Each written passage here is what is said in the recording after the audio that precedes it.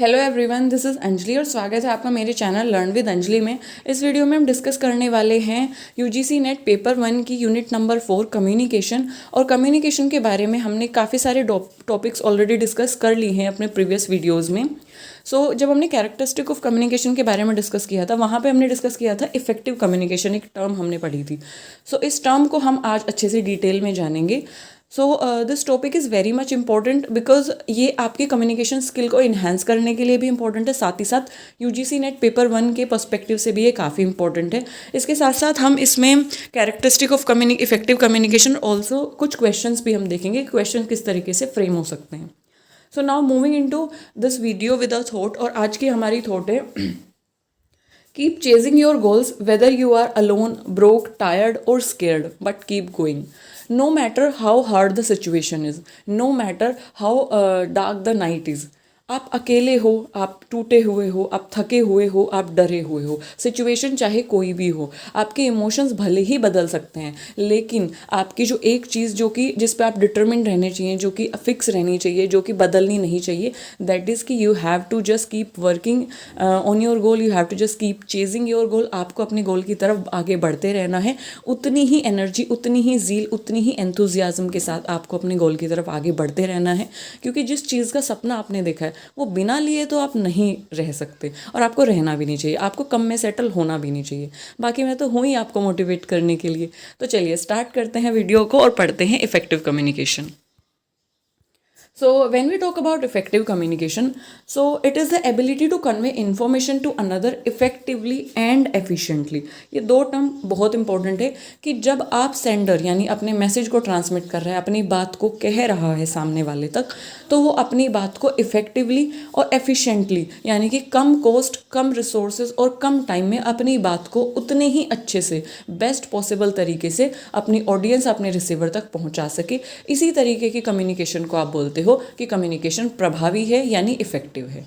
अच्छा, अगर आप कम टाइम में करेंगे तो ऐसा तो नहीं कि आपकी इन्फॉर्मेशन इनकम्प्लीट रह जाएगी, जी नहीं। आपको इस चीज़ का भी ध्यान रखना है कि आपका जो मैसेज है, जो आप सेंडर तक पहुंचा रहे हैं, वो वही मैसेज जो सेंडर के माइंड में जो इन्फॉर्मेशन है वो उसको उस तरीके से एनकोड करे कि वही सेम मैसेज जो है रिसीवर तक जाए, यानी कि रिसीवर उसे मिसअंडरस्टूड या मिस इंटरप्रेट ना करे। अब वो तभी हो पाएगा अगर सेंडर जो है अच्छे से अपने मैसेज को एनकोड करके एक बेस्ट चैनल के थ्रू जो है वो सामने वाले तक यानी कि रिसीवर तक पहुंचाएगा।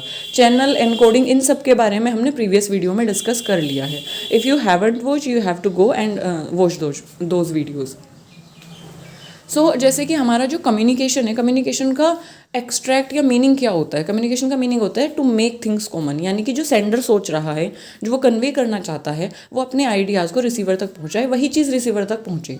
जो मैं सोच रही हूँ वही चीज़ आप सोचो, यही तो मेन मोटिव है कम्युनिकेशन का। और वो कब सोचोगे आप? जब मैं आपको बताऊंगी, जब मैं आप तक कन्वे करूंगी। दैट इज़ कि म्यूचुअल अंडरस्टैंडिंग सेटअप हो सेंडर और रिसीवर के बीच।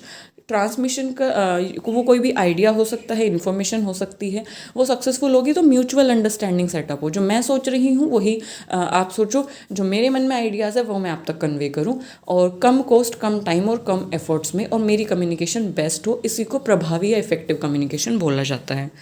अच्छा, हमें कैसे पता चलेगा हमारी कम्युनिकेशन इफेक्टिव है या नहीं है, या हम अपनी कम्युनिकेशन को इफेक्टिव बना कैसे सकते हैं? तो दीज आर सम कैरेक्टरिस्टिक, ये कुछ कैरेक्टरिस्टिक हैं जिनको यूज़ करके आप अपनी कम्युनिकेशन को इफेक्टिव बना सकते हैं। जैसे कि clarity of purpose, completeness, conciseness, feedback, empathy, fidelity, congruence, relationship building and modify message according to the audience. So why these terms are important? These terms are important because आपको communication effective कैसे बनानी है, इन चीज़ों को आप पढ़ेंगे, आप जानेंगे, तो आप अपनी कम्युनिकेशन स्किल्स को इन्हेंस कर पाएंगे, पहली बात। दूसरी बात कि अगर आपके पास यूजीसी नेट लाइक पेपर में, फर्स्ट पेपर में आपके पास ऑप्शन में आता है, अगर सपोज करो आपके पास ऑप्शन में आ जाता है conciseness, feedback, empathy, fidelity, congruence. मान लो कि आपके पास 4 ऑप्शन आते हैं, लाइक आपके पास 4 ऑप्शन में आ जाता है फीडबैक, एम्पैथी, फिडेलिटी और कॉन्ग्रुएंस। अगर आपको फिडेलिटी, कॉन्ग्रुएंस, एम्पैथी, फीडबैक का मतलब ही नहीं पता होगा तो किस तरीके से आप सही आंसर को लाइक टिक कर पाएंगे और आप एलिमिनेट कैसे कर पाएंगे गलत आंसर को। तो आपको ना इनका मतलब जानना बहुत ज़रूरी है, क्योंकि जो टेक्निकल टर्म्स होती हैं ना वो हमें घुमा देती हैं, और टेक्निकल टर्म्स ही देते हैं पेपर में, क्योंकि उनका मेन मोटिव यही है ना कि बच्चा अपना दिमाग दौड़ाए।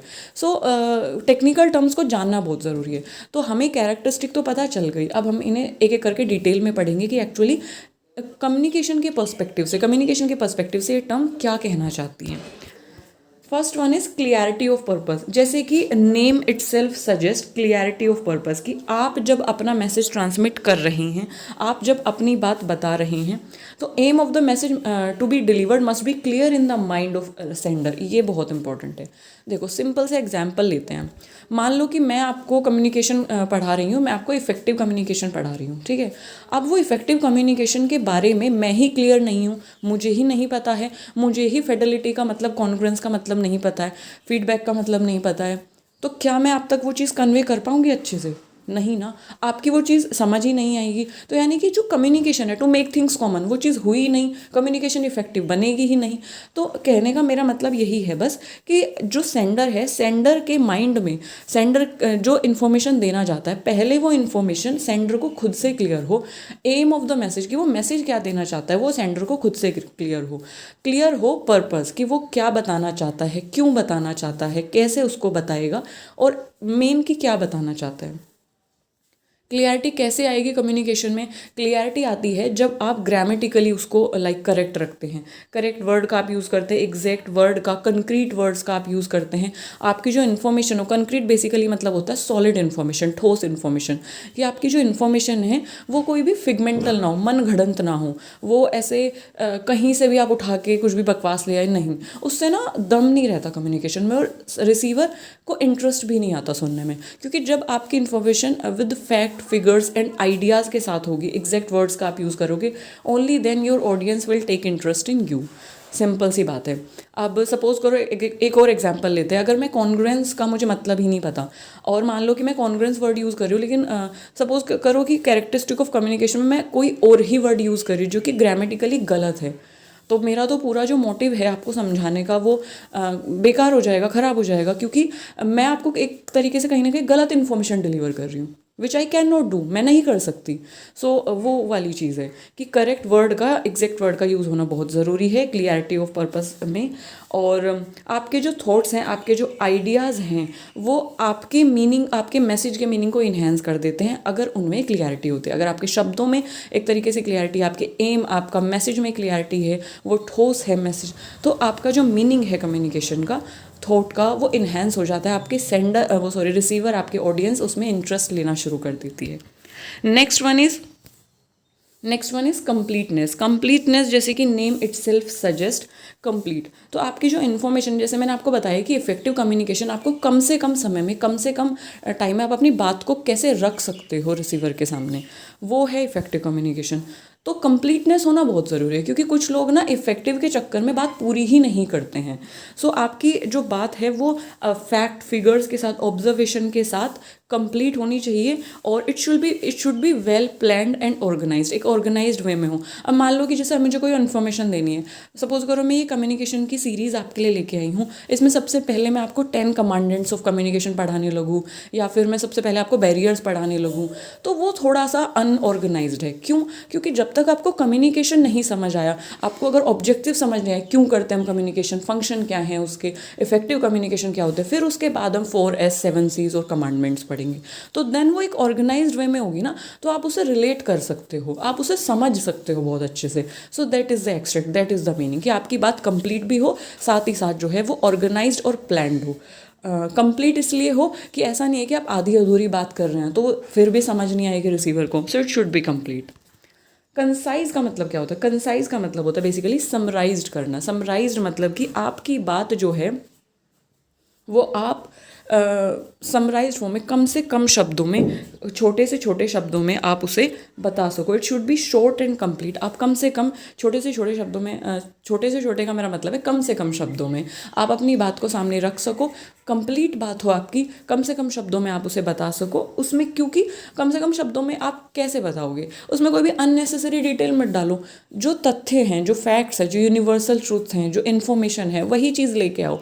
आप उसमें किंतु परंतु लेके आओगे ज़्यादा तो वो फजी लगेगा, वो उलझा हुआ लगेगा, वो ऐसा लगेगा कि आपको क्लियर ही नहीं है आपको खुद से डाउट है अपनी बात पर। So it should be concise. कम से कम शब्दों में आप अपनी बात को इफेक्टिवली कह दो। फीडबैक की अगर हम बात करें तो it is very much important, क्योंकि यहाँ से क्वेश्चन बार बार यूजीसी से बनता है। तो फीडबैक है आपका रिस्पॉन्स, आपका रिएक्शन, जो आपने इन्फॉर्मेशन दी है, सेंडर ने जो इन्फॉर्मेशन दी है, रिसीवर उस पर क्या प्रतिक्रिया दे रहा है, उसका रिएक्शन क्या है, उसका रिस्पॉन्स क्या है। So it is the response या reaction that is given by the receiver to the of the message to the sender. Message के बारे में सेंडर को रिसीवर जो रिस्पॉन्स देता है या इन रिएक्शन देता है, उसी को हम फीडबैक कहते हैं। फीडबैक जो है वो दोनों तरीके से दी जा सकती है। अब आपका जो रिस्पॉन्स है वो तो दोनों तरीके से दिया जा सकता है, वर्बली भी और नॉन वर्बली भी। फीडबैक क्या करती है हमें, अब सपोज करो कि मैंने आपको कोई इन्फॉर्मेशन दी, मैं आपको ये कम्युनिकेशन सीरीज़ में लेके आई हूँ, आपको ये, आप लोग इसको पसंद करोगे तो आप इसको लाइक करोगे, आप इस पर कमेंट कर रहे हो, तो इससे मुझे पता चलेगा कि हाँ आप लोग इसमें इंटरेस्ट ले रहे हो। तो सेंडर को एक अपॉर्चुनिटी मिल जाती है कि जो मैसेज उसने दिया है रिसीवर पे, उसका क्या इफ़ेक्ट पड़ा है, क्या वो नेगेटिव हुआ है, क्या वो पॉजिटिव हुआ है। क्योंकि फीडबैक दोनों तरीके से दी जा सकती है, it can B negative, it can B positive. Third thing is, ये सेंडर को हेल्प करती है ये एनालाइज करने में कि उसको किस एरिया को अपने इम्प्रूव करना है। अब मान लो कि मैं आपको कोई चीज़ पढ़ा रही हूँ, इसमें से आपको चीज़ें समझ आएंगी तो आप कमेंट करके मुझे वो चीज़ बताओगे, जिससे मुझे पता चलेगा कि हाँ मैं सही जा रही हूँ। या अगर किसी चीज़ को इम्प्रूव करने की ज़रूरत है तो वो भी चीज़ आप मेरी हेल्प करोगे, तो इससे मुझे पता चलेगा आपके रिस्पॉन्स से, बिकॉज यू आर रिसीवर ना, आपके रिस्पॉन्स से मुझे पता चलेगा कि किन एरियाज़ को मुझे करेक्ट करना है। सो एक ये भी फीडबैक इसमें हेल्प करता है। अब हम फीडबैक किस तरीके से दिया जा सकता है, रिस्पॉन्स की फॉर्म में, आइडिया की फॉर्म में, एडवाइस, सर्वे, कमेंट, रेटिंग, रिजल्ट, इन सब की फॉर्म में फीडबैक को दिया जा सकता है। It can be an opinion. So इन सब की फॉर्म में फीडबैक को दिया जा सकता है। It can be verbal, it can be non verbal, as I mention before. So इससे रिलेटेड हम कुछ क्वेश्चन देख लेते हैं कि क्वेश्चन किस तरीके से फ्रेम हो सकते हैं। First question is feedback is listeners. Feedback क्या है लिसनर का, वर्बल क्रिटिक है मैसेज का, एक्सेप्टेंस है मैसेज का, वर्बल और नॉन वर्बल रिस्पॉन्स है मैसेज का, या एवर्जन है मैसेज का। इस क्वेश्चन को करने से पहले मैं आपको तरीका बताती हूँ, आपको करना क्या है। आपको सबसे पहले आपको सारे ऑप्शंस ना समझने हैं। फर्स्ट में क्या बोल रहा है कि वर्बल क्रिटिक है मैसेज का। वर्बल क्रिटिक मतलब कि जो रेस्पॉन्स है वो वर्बली आप सामने वाले के मैसेज को क्रिटिसाइज कर रहे हो, आलोचना कर रहे हो, बुराई कर रहे हो। नहीं भाई, फीडबैक तो पॉजिटिव भी हो सकता है ना, हमेशा थोड़ी आप बुराई करोगे। अगर उसमें कोई खराबी है ही नहीं, अगर आपको मैसेज अच्छे से समझ आ गया तो आप बुराई क्यों करोगे, तो ये तो नहीं होगा। Second one is acceptance of message. Acceptance मतलब कि आपने मैसेज एक्सेप्ट कर लिया, यानी कि पॉजिटिव पॉजिटिव जा रहा है। नहीं, ये भी थोड़ा सा गड़बड़ है। हो सकता है कि आपको मैसेज नहीं समझ आया हो, ये भी तो हो सकता है ना, आप तक मैसेज पहुंचा ही ना हो, तो आप कैसे एक्सेप्ट करोगे, तो ये भी मुझे थोड़ा गड़बड़ लग रहा है, ये भी नहीं होगा। थर्ड पे आते हैं अवर्जन। अवर्जन का मतलब क्या होता है, अवर्जन का मतलब है कि आप नकार रहे हो किसी चीज़ को। अवर्जन ऑफ मैसेज कि नहीं, मतलब आप डिनाई कर रहे हो उस मैसेज को, वो मैसेज आपको सही नहीं लगा, तो क्या ये होगा फीडबैक? नहीं, ऐसा तो कुछ नहीं पढ़ा हमने फीडबैक में।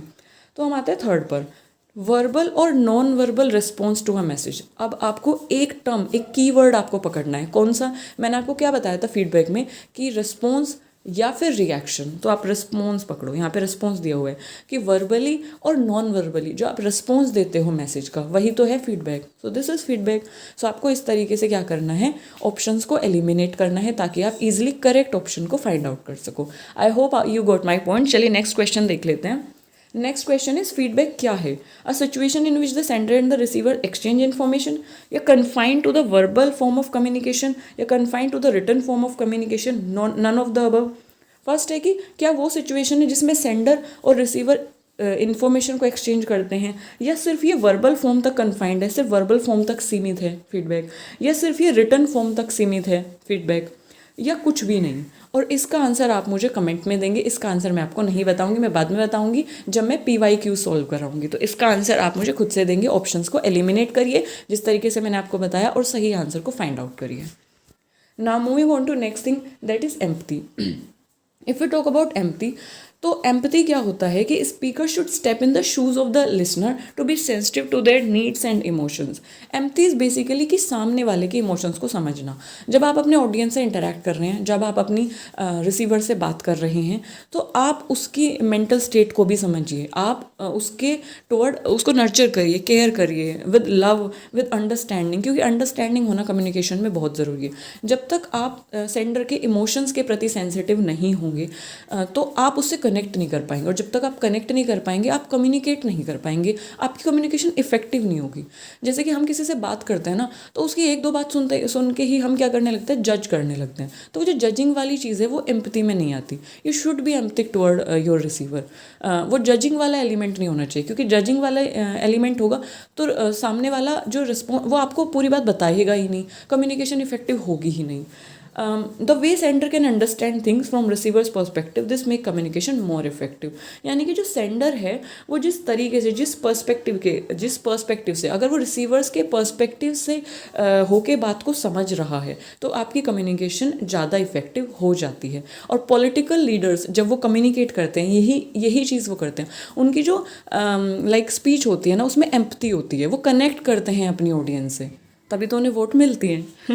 सो this is so empathy is like, you can see this diagram कि आपका जो माइंड है, आप अपने दिमाग से सुन रहे हैं, सेंडर अपने दिमाग से सुन रहा है, लेकिन वो कनेक्ट कर रहा है किससे, किसके, लाइक सेंडर अपने दिमाग से बोल रहा है, क्योंकि एक टाइम के बाद सेंडर भी रिसीवर होगा ना। सेंडर अपने दिमाग से बोल रहा है, लेकिन वो किससे कनेक्ट कर रहा है, रिसीवर के हार्ट से, मन से कनेक्ट कर रहा है, दिल से कनेक्ट कर रहा है, इमोशन से कनेक्ट कर रहा है। This is empathy. If we talk about fidelity, तो फेडेलिटी कम्युनिकेशन में होता है कि it should be barrier free. मतलब आपकी जो कम्युनिकेशन है उसमें कोई भी बैरियर ना हो, कोई भी रुकावट ना हो, कोई भी नॉइज़ ना हो। अब ये बैरियर क्या है कम्युनिकेशन का, बैरियर्स ऑफ कम्युनिकेशन हम आगे आने वाली वीडियोज़ में काफ़ी डिटेल में डिस्कस करेंगे, क्योंकि ये एक लंबा टॉपिक है और इम्पॉर्टेंट टॉपिक है। तो बैरियर ऑफ कम्युनिकेशन के बारे में पढ़ेंगे। फिलहाल के लिए आप ये जान लीजिए कि फेडेलिटी होता है कि आपकी कम्युनिकेशन नॉइज़ फ्री हो, बैरियर फ्री हो। कॉन्ग्रुएंस की अगर हम बात करें तो कॉन्ग्रुएंस मतलब होता है कि आपकी इफेक्टिव कम्युनिकेशन आपकी तभी होगी जब उसमें दोनों एलिमेंट होंगे, कि आपकी जो कम्युनिकेशन है उसमें दोनों एलिमेंट होने चाहिए, वर्बल भी और नॉन वर्बल भी। क्यूज़ मतलब एक तरीके से एलिमेंट्स की वर्बल भी हो, नॉन वर्बल भी हो। जैसे कि एक रिसर्च में पाया गया है, रिसर्चेस ये बताती हैं कि जब हम कम्युनिकेट करते हैं, तो जब हम बोलते हैं तो सिर्फ खाली हम वर्बली नहीं होता उसमें। ऐसा नहीं है कि आप अगर बोल रहे हैं तो खाली वर्बल कम्युनिकेशन है, वो नहीं। उसमें हम क्या करते हैं, 35% वो वर्बल होती है, लेकिन 65% वो नॉन वर्बल होती है, क्योंकि हम और भी चीज़ों से अपना इंटरेक्ट कर रहे होते हैं, सामने वाले तक बात पहुँचा रहे होते हैं। जैसे कि आपके फेशियल एक्सप्रेशन क्या है, आपकी वॉइस टोन क्या है, आप कैसे दिख रहे हैं, आप कैसे मूव कर रहे हैं, आप आई कांटेक्ट कर रहे हैं कि नहीं कर रहे हैं, आपका पोस्चर कैसा है, आपकी बॉडी लैंग्वेज कैसी है। तो ये सब चीज़ें भी मैटर करती हैं। घबराने की बिल्कुल भी ज़रूरत नहीं है, क्योंकि वर्बल और नॉन वर्बल कम्युनिकेशन के बारे में हम डिटेल में आगे आने वाली वीडियोज़ में पढ़ेंगे। अभी के लिए आप जान लीजिए कि कॉन्ग्रुएंस में, यानी कि आपकी कम्युनिकेशन इफेक्टिव हो, इसके लिए आपको वर्बल और नॉन वर्बल दोनों एलिमेंट्स का अपनी कम्युनिकेशन में यूज़ करना है। This is congruence in communication. If we talk about relationship building, simple सी चीज़ है कि अगर आपकी कम्युनिकेशन इफेक्टिव होगी तो इससे क्या होगा कि ये आपके बीच में, यानी कि सेंडर के और रिसीवर के बीच में एक बेटर अंडरस्टैंडिंग क्रिएट करेगा, ट्रस्ट क्रिएट करेगा। तो रिलेशनशिप जो होगी सेंडर और रिसीवर की, वो इन्हेंस होगी इससे। और ये जो इफेक्टिव कम्युनिकेशन है वो हर जगह यूज़ होती है रिलेशनशिप बिल्डिंग के लिए, किसी ऑर्गेनाइजेशन में, किसी इंस्टीट्यूट में, टीचर और स्टूडेंट के बीच। जैसे कि सपोज करो सबसे फर्स्ट टाइम में जब टीचर इंट्रोडक्शन के लिए आता है क्लास में, तो सबसे पहले वो अपनी कम्युनिकेशन को इफेक्टिव ही तो बनाता है, वो एम्पैथेटिक होता है, वो कनेक्ट करता है अपने स्टूडेंट से, वो करेक्ट वर्ड का यूज़ करता है। सो इस तरीके से वो रिलेशनशिप बिल्ड करने की कोशिश कर रहा होता है। तो इफेक्टिव कम्युनिकेशन जो है रिलेशनशिप बिल्डिंग में हेल्प करती है। और जब रिलेशनशिप बिल्डिंग होती है सेंडर और रिसीवर के बीच, तो ये हेल्प करता है दो लोगों के बीच में, या इंस्टीट्यूट्स के जो लोग हैं, सेंडर और रिसीवर है, उनके बीच में क्या करने के लिए, एक जब रिलेशनशिप बिल्ड हो जाती है, हेल्दी रिलेशनशिप बिल्ड हो जाती है, तो हमारी प्रोडक्टिविटी इनहेंस हो जाती है उससे। कैसे होगा रिलेशनशिप बिल्डिंग की? You have to connect emotionally, empathy मैंने बताया, you have to listen actively, be transparent with your receiver, be reliable, trustworthy, partner, be a partner, कि आप उनसे इस तरीके से कनेक्ट कर सकते हैं, रिलेशनशिप बिल्ड कर सकते हैं, जैसे कि आप इस पिक्चर में देख रहे हैं। फ्रेंडली होना, ताकि आप, क्योंकि आप फ्रेंडली होंगे तो तभी आप किसी इंस्टीट्यूट में टिक पाएंगे, आप काम कर पाएंगे, और उससे क्या होगा, उस इंस्टीट्यूट की प्रोडक्टिविटी भी हाई होगी। जैसे बॉस अपने एम्प्लॉयज़ से इफेक्टिव कम्युनिकेट करके रिलेशनशिप बिल्डिंग करते हैं, ताकि सब लोग साथ मिलकर किसी इंस्टीट्यूट को ग्रो कराने में हेल्प करें।